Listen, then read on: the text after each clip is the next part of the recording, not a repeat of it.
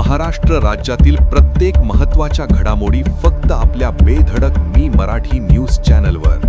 महाराष्ट्राचा बुलंद आवाज. शहादा 7 तास अंधारात, महावितरणचे अधिकारी नॉट रिचेबल, नागरिक संतप्त.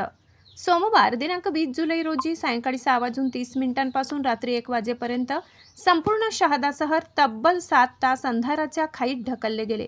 घरगुती ग्राहक, व्यापारी, विद्यार्थी, रुग्ण आणि लहान मुलांचे अक्षरशः हाल झाले. मात्र या गंभीर परिस्थितीत जनतेला दिलासा देण्याऐवजी महावितरणचे जबाबदार अधिकारी आणि कर्मचारी मात्र संपर्काबाहेर असल्याचे चित्र पाहायला मिळाले.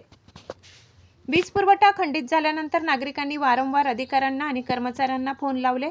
मात्र अनेकांचे मोबाईल फोन बंद असल्याने नागरिकांना कोणतीही माहिती मिळू शकली नाही. वीज कधी येणार, बिघाड कुठे आहे, दुरुस्ती सुरू आहे का, याबाबत जनतेला पूर्ण अंधारात ठेवण्यात आले. प्रश्न असा आहे की जनतेच्या पैशावर पगार घेणारे अधिकारी आपत्कालीन परिस्थितीत फोनही उचलत नसतील तर त्यांच्या पदाचा उपयोग तरी काय. लाखो रुपयांची यंत्रणा असूनही नागरिकांना माहिती देण्यासाठी एकही जबाबदार अधिकारी उपलब्ध नसणे ही केवळ निष्काळजीपणा नसून जनतेशी केलेली थट्टा असल्याची संतप्त भावना व्यक्त होत आहे.